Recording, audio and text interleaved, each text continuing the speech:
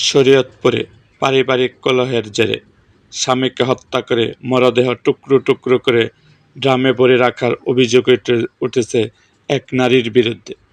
পরে দেহের অংশ বিভিন্ন স্থানে ফেলে দিয়ে মাংস ফ্রিজে সংরক্ষণ করতে গিয়ে স্থানীয়দের সন্দেহে ধরা পড়েন তিনি। ঘটনাটি জেলায় ব্যাপক চাঞ্চল্যের সৃষ্টি করেছে।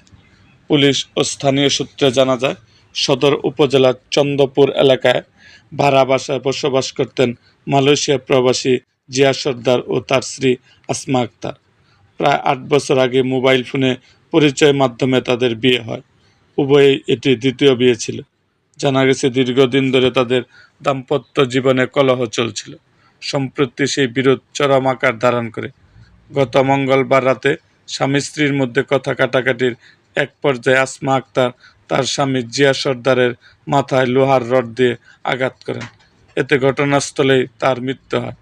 এরপর হত্যাকাণ্ড গোপন করতে আসমা মরদেহটি ছুরি দিয়ে কয়েক টুকরো করে হাড় ও মাংস আলাদা করেন। দেহ অংশ একটি ড্রামে ভরে বাসায় রেখে দেন প্রায় ৩ দিন। পরে শুক্রবার সন্ধ্যায় একটি অটোরিকশা ভাড়া করে দেহের কিছু অংশ বস্তায় ভরে বিভিন্ন স্থানে ফেলে দেন। পুলিশ জানায়, দেহের মাংসের অংশগুলো তিনি শরীয়তপুর শহরের পালং এলাকায় তার আগের ভাড়া বাসায় নিয়ে গিয়ে ফ্রিজে রাখতে চান, কিন্তু তীব্র দুর্গন্ধ ছড়িয়ে পড়লে স্থানীয়দের সন্দেহ হয়। পরে তারা জরুরি সেবা নম্বর ৯৯৯ ফোন দিলে পুলিশ ঘটনাস্থলে গিয়ে তাকে আটক করে। পরে জিজ্ঞাসাবাদে আসমা আক্তার হত্যার বিষয়টি স্বীকার করেন।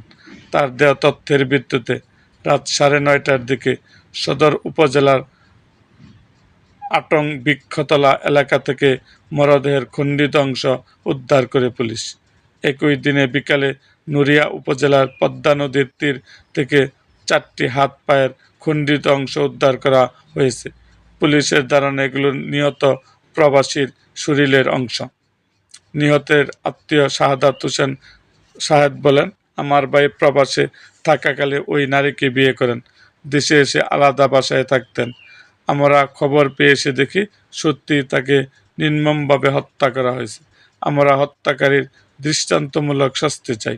অভিযুক্ত আসমা আক্তার দাবি করেন, স্বামী প্রায় তাকে মারধর করতেন। ঘটনার দিন ঝগড়ার এক পর্যায়ে তিনি রড দিয়ে আঘাত করলে স্বামী পড়ে যান। তিনি বলেন, আমি বুঝতে পারিনি এত বড় ঘটনা হয়ে যাবে। পালং মডেল থানার ওসি শাহ আলম বলেন, স্বামীকে হত্যার পর মরদেহ টুকরো করে ড্রামে ভরে রাখে ওই নারী।